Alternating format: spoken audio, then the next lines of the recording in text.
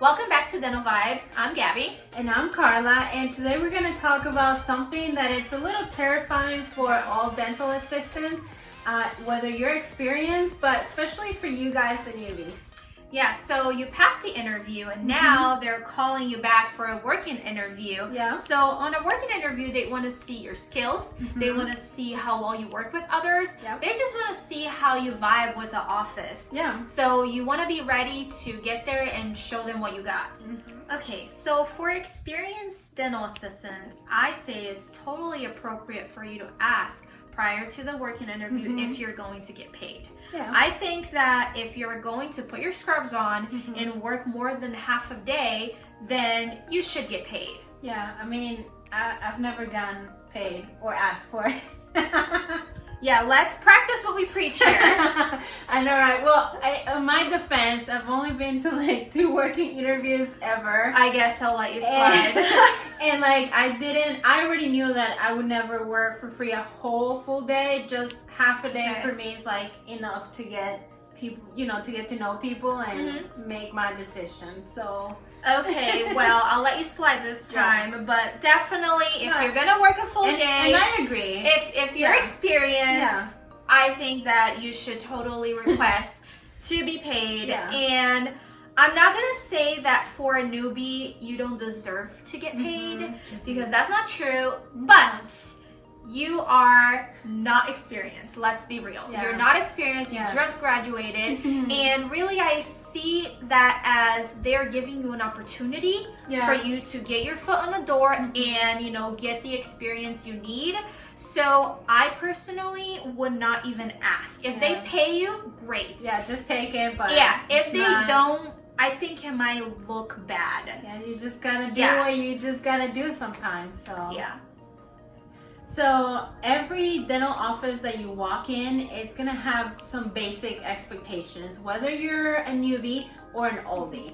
The first one is you gotta be able to take x-rays. I mean, that's what we do. Almost in every patient. So you must be comfortable on doing that. Second thing is infection control. That's dental assisting 101. You should know how to sterilize instruments, get ready, every room clean.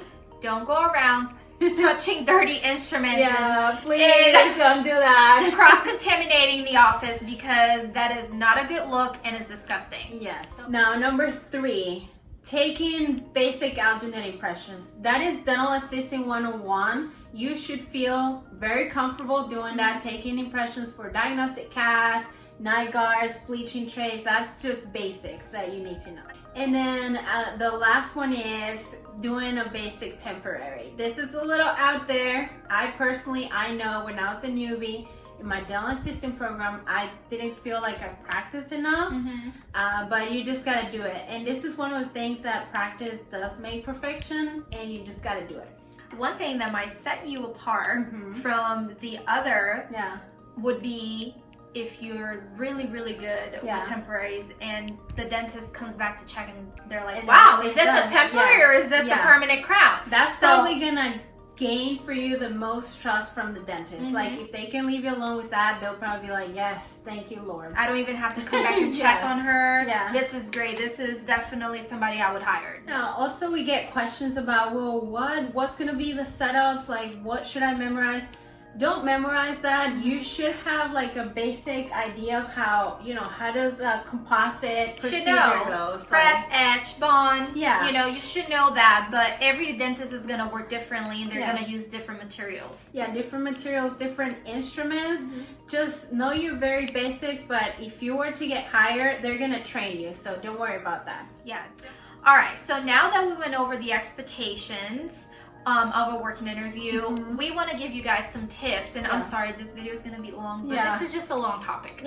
So we're going to give you some tips on what you should do in a working interview. So the first thing when you walk in, you want to make sure you introduce yourself to everybody. That's a big one. Big one is going to show you that you're friendly. It's going to show that even though you're new, you are there and you're comfortable with yourself and you're ready to get to know everybody. So that's definitely first thing you want to do is to introduce yourself. First impressions.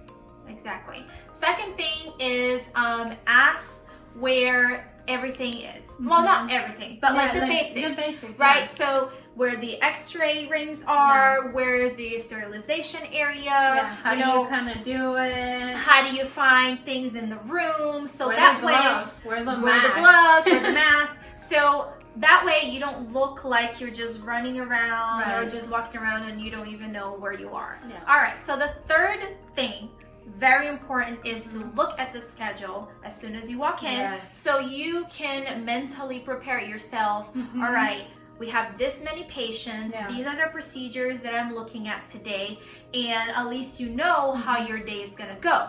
Now, I would recommend for you to go ahead and look at the schedule if you're a newbie, and pick one procedure that you know you're comfortable. Let's say you know you're comfortable with fillings.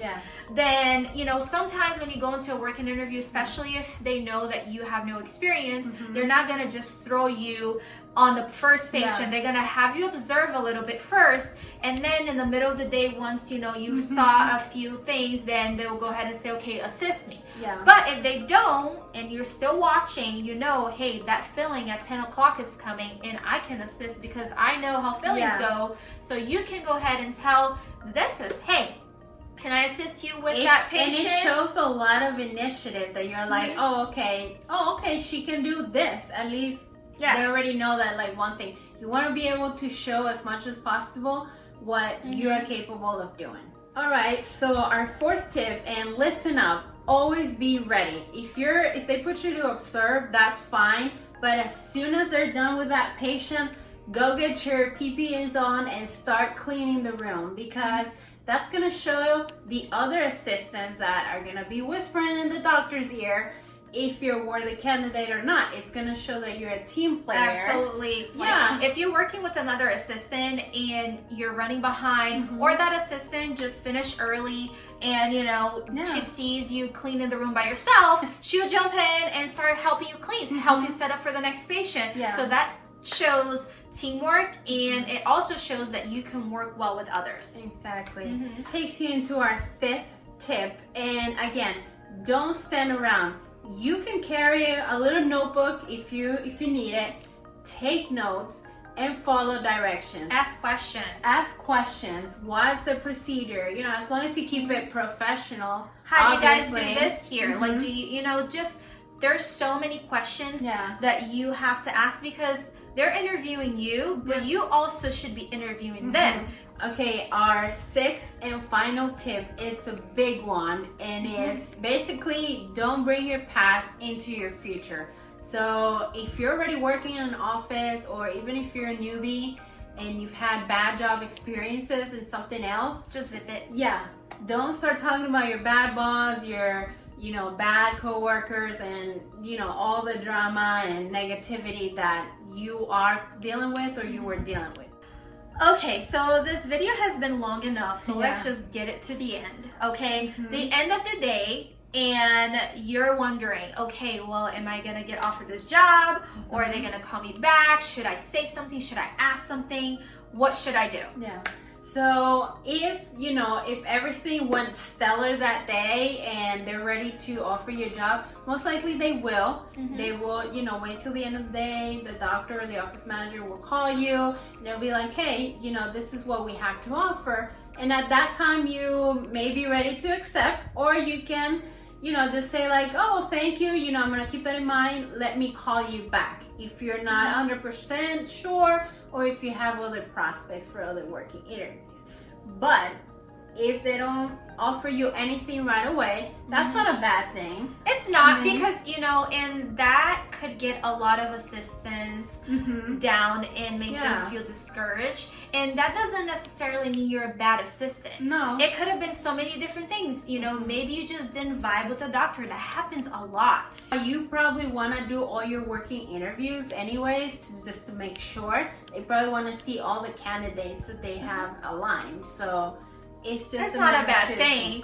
So if they don't offer you the job on the spot and you're not sure, you're like, oh, I thought it went well, or what happened, you can ask for feedback. I would ask for feedback that day, Because I know some people like to call back or email back and ask for feedback. Honestly, I just need to know right then and then. Maybe you need to work on something that you didn't notice. And a lot of assistants, and I'll speak this from experience, a lot of assistants that have been in the field for a long time, we sometimes feel like we've been in this field forever, we know everything, we can do no wrong, and it's really not like that. No, you always can work off getting constructive criticism, you know, even in your personal life, your professional life, all the time we need it to keep growing and keep getting better. That's true. And I think that, for example, after a work interview, you ask for feedback.